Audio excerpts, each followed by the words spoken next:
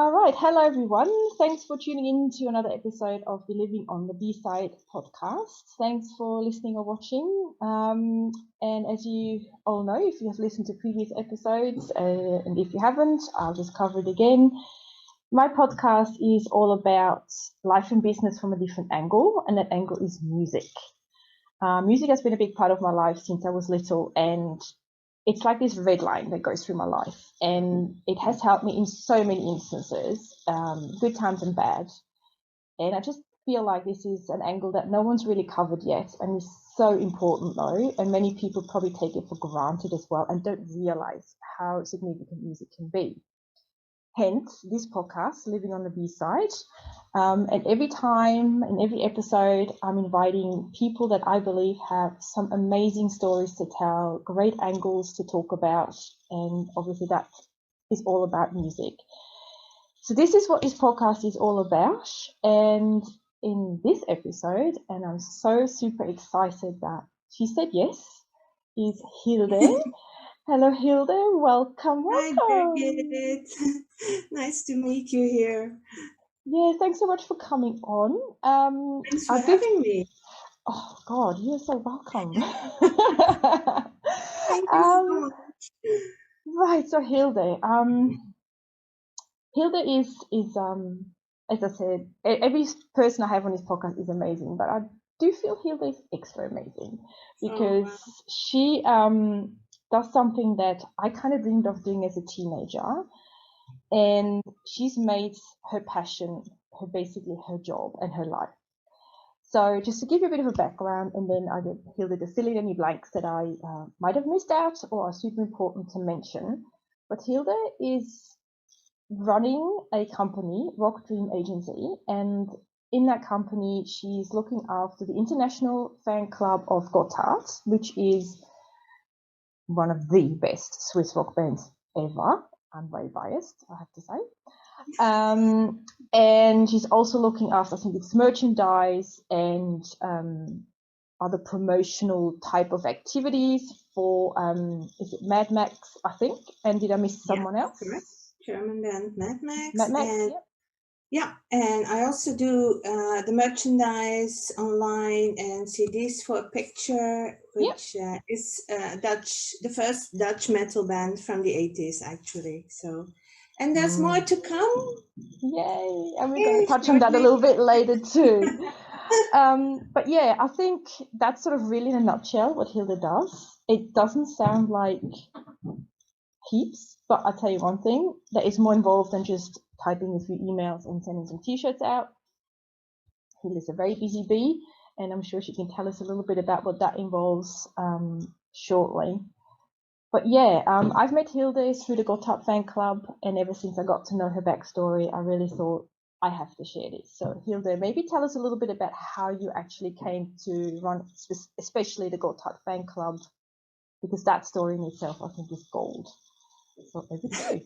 Well, I actually saw Gotthard for the first time on MTV back in 92. I remember correctly, it was the 31st of July 92. It's a date just printed in my head and in my heart. And it was a song with the song All I Care For, and it completely blew me away. The band blew me away, but Steve's voice was something I never heard before, I never felt before. And they came from Switzerland, my favorite country, so it was picture perfect, and it sounded perfect. And I just knew at that moment I wanted to work for them, and the pieces of the puzzle started to fall into place. I mean, I was happy doing my job back at the time, and I was a happy camper, I went to shows, I did everything I wanted, but I felt something, not that I was missing, because I didn't know I was missing it, but all of a sudden I saw like a future for myself, and I thought, okay, I just want to work for them and somehow meet them, and they inspired me so much. And I told everyone I'm going to work for them. I'm going to work for them. I want to work for them. And I say, you're crazy. It's not going to happen ever, you know. You're not even going to meet them or whatever. So, but back in 1994, after seeing them a couple of times live, I went to Switzerland, met the management, and obviously they thought, okay, she's crazy enough. Let's ask her. And they asked me to start up the fan club back in Belgium at the time, which made me super happy. And back then it was just like just typing over or translating some stuff. But year after year it grew, and then I moved to Holland, and then I started Fan Club Benelux, and in 2008, after doing like 15 years of volunteer work with helping translating and doing reports, and they asked me again, but now to take over the International Fan Club, and it was like, yeah, a dream come true, you know. That's that was my big dream ever, and so that, yeah, I kind of fell into it. I didn't even have to ask for it. They asked me twice, so it's still amazing. Did you play a bit hard to get sort of when they asked you the first time? No, I said immediately yes. Not going to let that go. So yeah, that's so amazing. Yeah, and I mean that sort of, you know, power of music that just springs to life and makes you have this goal and this passion, and you just gotta go for it. I mean, and the drive to go on and on and on, and just one goal, and that's okay. It may be like far away at the time, and if you look at it, 15 years is a long time that you're doing volunteer work, just hoping that one day you could take over everything. So let's say, so never give up hope. yes. I always say that there's always light at the end of the tunnel, even if the tunnel is as long as the Gotthard tunnel. So it's yes. Oh God, yeah. No, that's amazing. I love that that story, how you came to where you are now. So totally amazing. And obviously, All I Care For, the song, is hugely important, I suppose. yeah, for sure, because it changed my life. It completely changed my life, and of course I've always been into music ever since I was 5 or 6 years old. Music has been an important part of my life. But when I heard Gotthard, it's like, yeah, a new world opened up. Yeah. I do remember that time myself. it really opened up a whole new world in Switzerland as well, I think, from where I was standing. Because apart from Crocus, we never really had anything like it. I don't remember that, like, you know, but then they came along and it was like, oh, we actually do pretty awesome rock music, you know. Yeah, but Crocus, I mean, when I was, let me think, 15, I always went to Switzerland on holidays with my parents, you know, as a child, as a teenager. So I've always been into Swiss bands, and Crocus was actually the first band that was really like fan of Crocus. And when I was 15, we drove to Solothurn, and I made my parents go around the whole city just to see if we could meet the band somehow. But of course, they weren't running around on the streets. So, so actually, I was a big Crocus fan, but nothing compared to what I felt with Gotthard. That's how strong the pull can be from a sort of, not just the music, but the people who actually create the music itself. I mean, I always say that the artists, sometimes the artists don't know what they actually give us. They might have an inkling, they might have an idea, but they don't. Sometimes how much importance, how much it weighs on your life in a positive way. So and if you can use that and then make like an income out of that to support you in living your life, that's even more amazing. So yeah, sure, absolutely.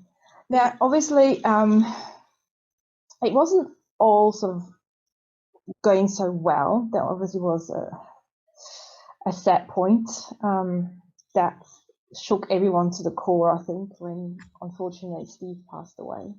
Yeah, exactly. I remember exactly where I was at that point, exactly where I was. And I think everybody does. Yeah. If you still talk about that moment, everybody knows exactly what he was doing when Steve died. It's I mean, that had a huge impact. Yeah. As well, and it still does. And yeah, I still get emotional if you talking about it. It's and it's more than 10 years ago, so yeah. And it's also amazing to think how impactful he was, his charisma was. I mean, I've not known him personally, obviously. I've met him briefly sort of in a live concert and stuff like that, but not obviously like you do on that level. But just losing that kind of creativity, that voice and that charisma, it felt like a piece of your heart kind of went, even though, he wasn't my friend personally, but he was my friend through the music. Yeah, sure. So I mean, that was the kind of person he was. When you listened to his music, you kind of knew Steve and you felt connected to Steve. And I think that's something that, in my opinion, no other musician ever did, that you just felt so close, even not knowing them. I meet a lot of fans who never met Steve personally, but they are so inspired by him and still, and that's amazing. Yeah. And I guess that for me kind of represents the whole music thing. There's so much more depth to music than a lot of people actually get. Yeah, sure. Not just being a musician, I mean, that's awesome if you can play an instrument, if you can write the music, but for a listener to be able to really dig that emotion and have different aspects of it and then help you in your life as well. And I think just that moment with, losing someone, it's like losing, it really changes your life if you've known him or not. So how did that feel for you to go on? Was it hard, or what was that kind of like? Did the music help you? Like, did you listen to his music? I couldn't for a long time, and I still have hard times listening to it. Sometimes it's okay, and sometimes it's not. But at that time, I couldn't just listen to it. But I think work took over at that moment, because the band was unreachable at that time, so everybody was mailing me. And I think I got around 1,000 mails a week.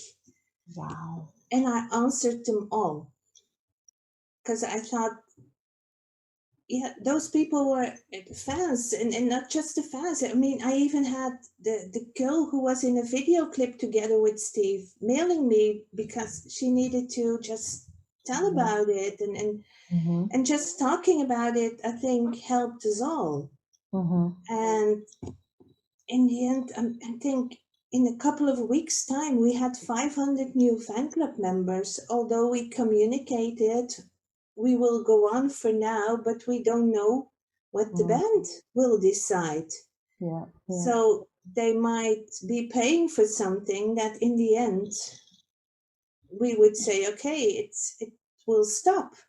And yet they decided to join the fan club. So I can remember back then my mom still lived. She came to help me just pack all those packages with welcome shirts, and like, it was huge. And until Christmas, I think the second Christmas day, 26th of December, I took half a day off. For the rest, I was working like non-stop. I think 14 to 16 hours a day, 7 days a week, just to answer everyone, just to do the job, to do the bookkeeping, to send out all the packages, and at that point you don't have time to think, really. Yeah. And I didn't want to take the time to think.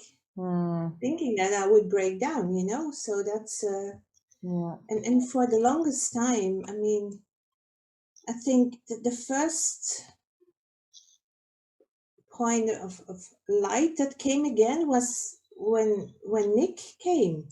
That, or when I heard that it would go on, at least, and although how difficult it was to not having Steve anymore, at least there was light again that the guys would continue. Because when Steve died, it's not just a friend that dies or a mentor that dies, it's also that you think, okay, I might also lose my job. And back then my daughter was a teenager, you have to take care, you have to pay the bills as well, so it was on every aspect, it was difficult. So yeah, it was a difficult time.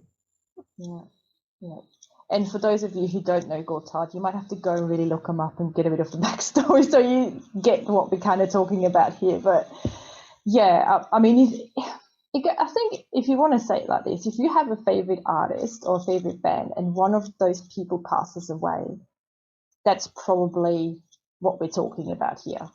Yeah, exactly. I mean, I remember other sort of members from bands passing away, and that hit me too because I really enjoyed their music. And for me, just that creativity dying as well, that was a huge. I mean, I'm dreading certain artists passing away because they're pushing like a certain age now. I'm like, oh, please don't. Sure. But it's just because it's a tragic moment for sure.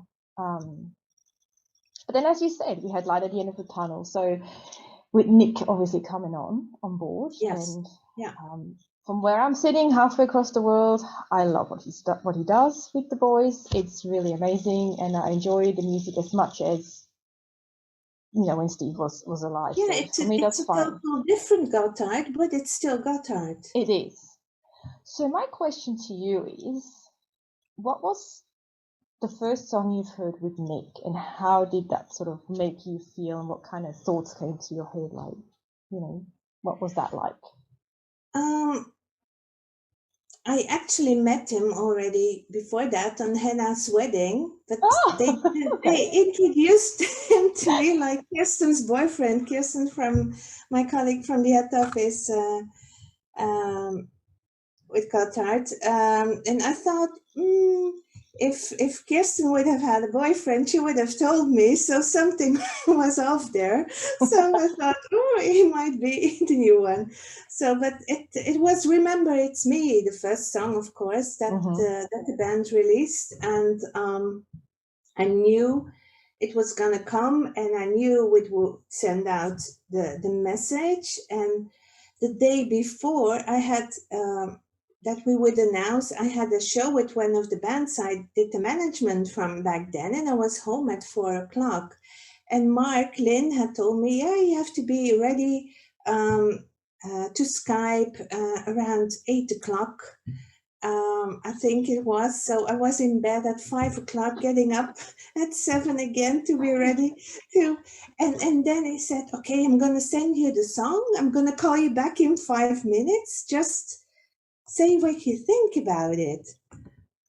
And before we send out a message, of course, to everyone, and I started crying. I really did. And it was such an impact on me. It was so many emotions, and I immediately loved the song, loved his voice, loved his appearance. And Mark called me back after 5 minutes, and all I could do was cry. And he said, oh, but that's a good thing, right? Sure, it's a good thing.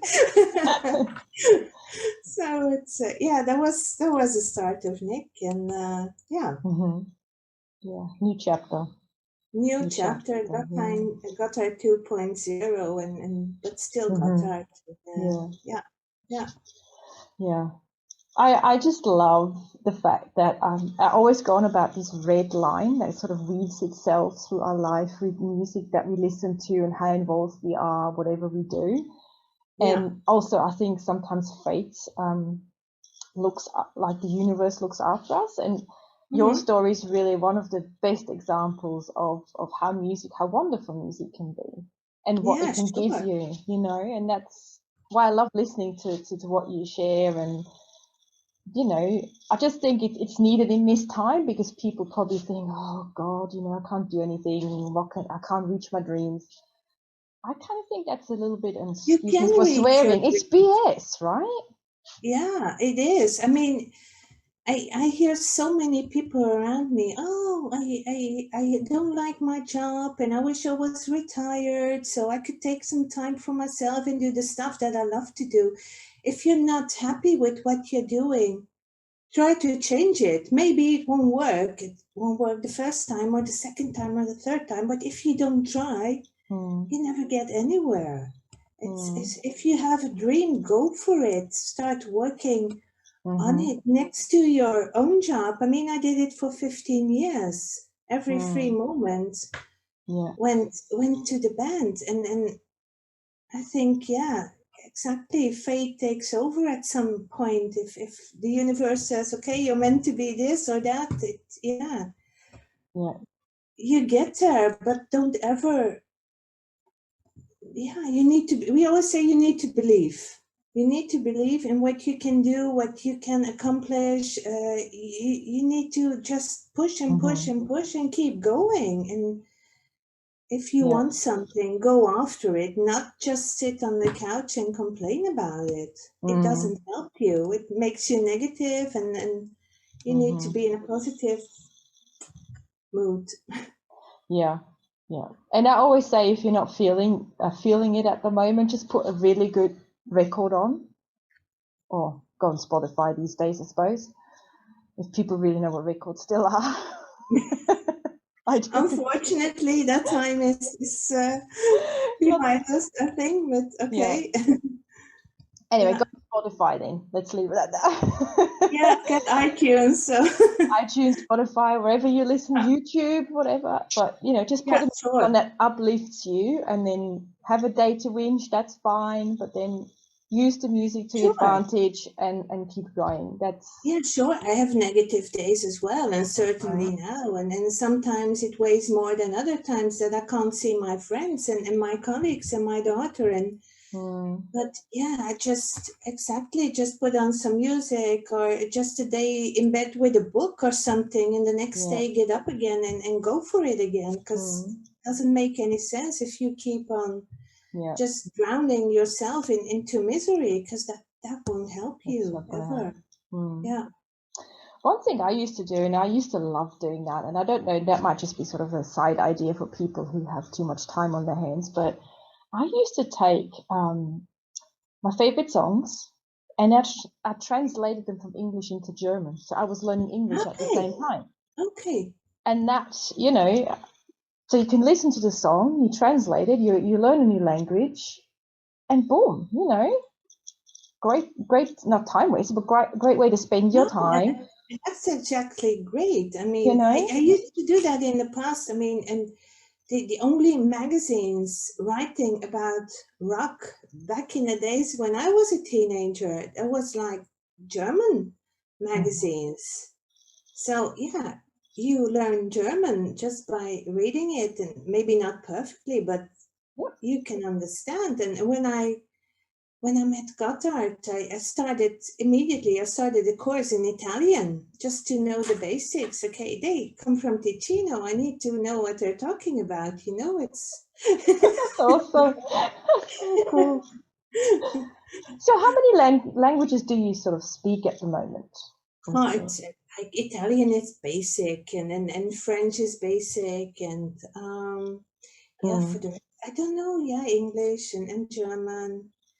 And and Dutch, and Flemish, which is not quite the same as Dutch, but well, that's what we always say about Swiss German, and German's not exactly the same. It's a bit so like that. Yeah. I have friends from Germany, and I ask, do you understand the Swiss people? No, we don't. It's like exactly.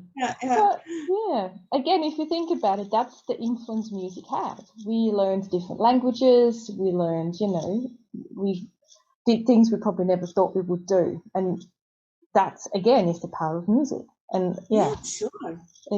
I keep coming back to that because I find that so fascinating. Yeah, it is. It is. Yeah, absolutely. Yeah. So obviously, you're very busy again with all the things that you do. You've not just got GOTTHARD now, you've got other things you do for other bands. Yeah. If you had, if you had any sort of tips or advice, and I mean, you've mentioned that before, so you might cover that again, but I'm just going to ask you anyway. If there's someone out there who really wants to work in any aspect of the music industry, which obviously has changed a hell of a lot since we both were teenagers, sure. I assume, so Yeah. that's not the same. What would you tell them? What do you think is the biggest thing to have? I have an idea what you might say, but I'm curious to hear it. It depends in what.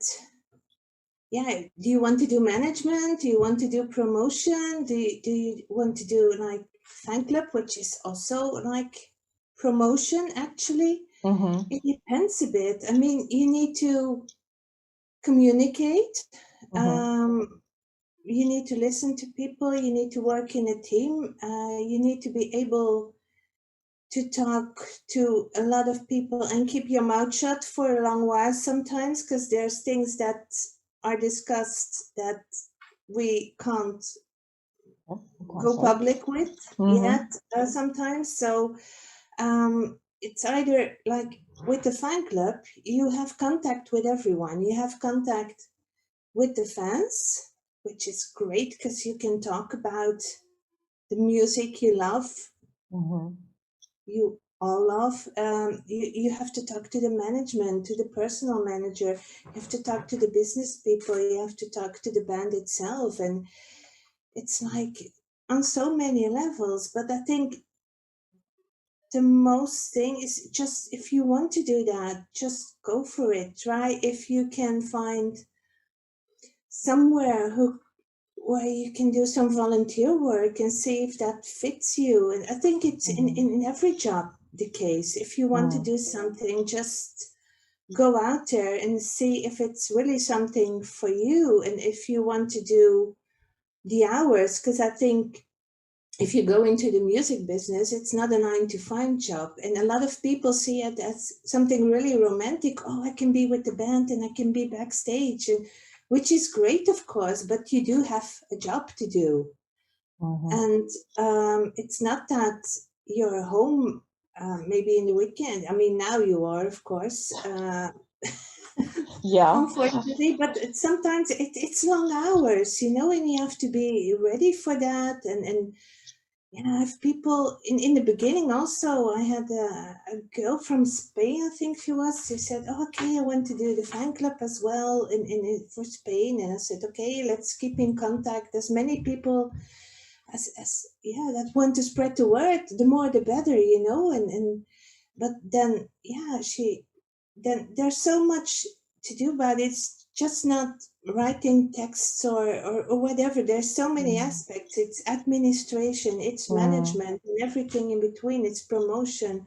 So you have to see if you're willing to do all the hours. But that's why I say just try, do some volunteer work here or there where you can, and see if it's something for you, and try to grow and learn every time. Learn a bit from the people around you, and it's like open up to everything they're saying and just try to find your own way into it. And never forget to listen to music as well while you do it. Sure. Sometimes if you don't love music, I don't know, is that the right fit? Anyway, I see what you're saying. I mean, and then I sometimes think, okay, there's so many great new artists, and I have to listen to them. And sometimes I'm a bit in my own bubble, the musicians you work with, that you know everything about it, so you listen to all the songs and all the ins and outs, and sometimes I forget to listen to what's new there, what other bands there are there. So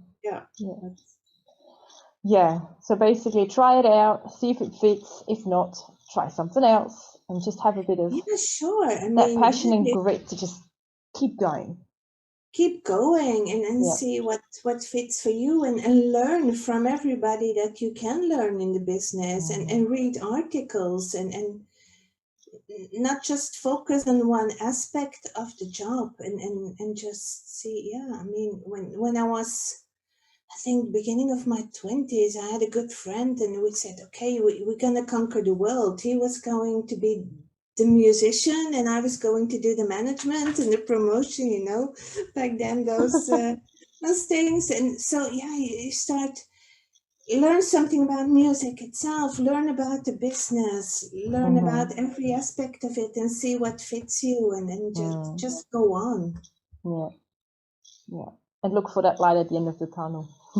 Yeah, sure. There's always light at the end of There's the tunnel. There's always a light somewhere. If you're healthy, there's always light at the end of the tunnel, I think. Yes, that's a huge one. That's the main thing. And if you're healthy, you can work your way out of things that you're not happy with, and you can just go on. And if it doesn't, if one thing doesn't work, go to the next thing and try.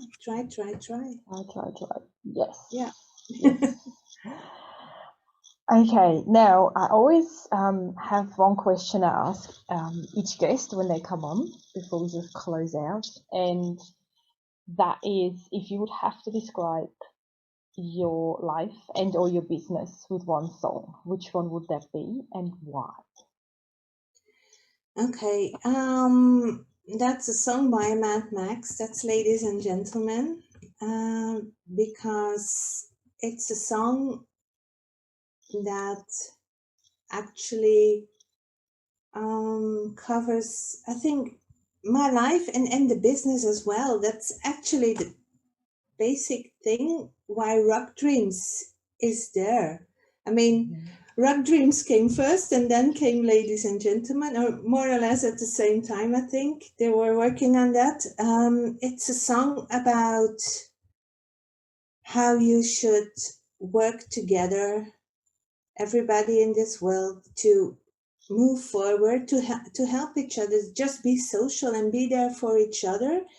And I think even it was written before all the corona stuff happened, but it's like even more valuable now, that you need to be there for the people next to you, that you have to help each other, that it's not enough to just be focused on work, but you have to see what's happening around you, and help the people who can't, who need help, and it's through nations and generations that you have to be there for one another, enabled to make a better world, to create a better world.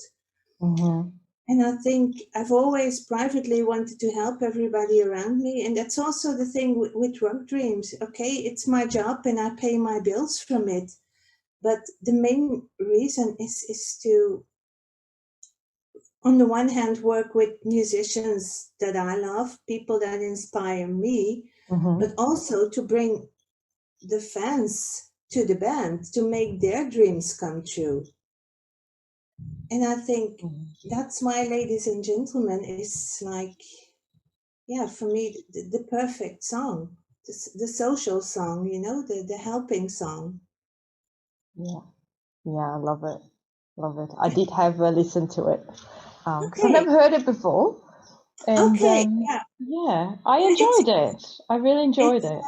It's actually a rock song, but the chorus, the refrain is with a children's choir in German. The rest is in English. Yeah. So it's kind of, it stands for a lot of things nowadays, I think. And then it says, ladies and gentlemen, let's do the best we can. The world is set on fire. So it's like, now is the point to act, to do something. Yeah. I agree. We have to come together now and really try our best, you know. No matter how old you are, there's always something you can do. So sure. You know, Sure. Yeah, no, that's why I really liked it. I watched it on YouTube with the video, and I'm like, I actually, I like it. It's a great song. So I mean, and very timely with a message, and I like songs with a message. Yes, I totally agree. If you have a really good message in a song, it's awesome. Or even good lyrics that can have a Yeah, message. sure. And it can be different for everyone, what you see in it or what you feel in it. I mean, right. it can be the same song, but you can interpret it differently than I would. Yeah. And that's also the power of a song and of lyrics. It can be something to hold on to, you know. You can, oh, you relate to it, and okay, yeah, they have it too. Okay, you maybe have a problem, and it's discussed in the song, or you feel like it's being discussed in the song, and you get something to hold on to. Yeah. Mm. Exactly right. And that's what I'm trying to do. I'm really trying to sort of just spread the message and say, just dig the music a bit more. You know, there's always something that can help you in some shape or Yeah, form. sure, You sure. know, if it's just the sound, if it's the lyrics, if it's the voice, or everything together. Yeah, sure. Yeah, yeah. That's Sometimes it's not even the lyrics, but the song or the vocal melody, or it's exactly. something to grasp to. It's That's yeah. right. Yeah. Perfect. What a great sort of way to end our chat here. Yes, no, thank you so much. I really loved our conversation. Thank you for having me. It's been an honor. Yeah. It's been so nice talking to you. I could go on for hours. I know I could have asked you so many more questions, but then I sort of thought to myself, oh, this is getting a bit too fangirly now. You've got to stop and play it a bit more cool here. So maybe another time when we meet in Yeah, person. sure. Just call. It's okay. But yeah, for now, thanks so much for being on. I'll obviously put all your details where I can put them. Okay. And yes, I love the message and everything you've shared, and I'm sure that at least one person will get something huge out of it. I hope so. I hope so. Certain of it. And yes, keep doing what you do. You do an amazing job, and thank you for doing it too. Yeah, thank you for doing this, and you're doing an amazing job as well. So I Thank I you. follow you as well. So Oh, thank you. That's awesome. Yes, so we'll close it off here. And anyone who's watching or listening, thanks so much for tuning in. If you have any questions, as usual, for me or for Hilde, contact me or Hilde directly. And you know, Hilde's really good at getting back to you. That's obviously one of her core things, and that's what we all appreciate in the GOTTHARD Fanclub. I'm talking German now. And yes, that's it for another episode of the Living on the B-Side podcast. Tune in next time. And until then, as I always say, rock on, and I'll talk and see you next time. Thanks. Bye. thank you. Bye bye.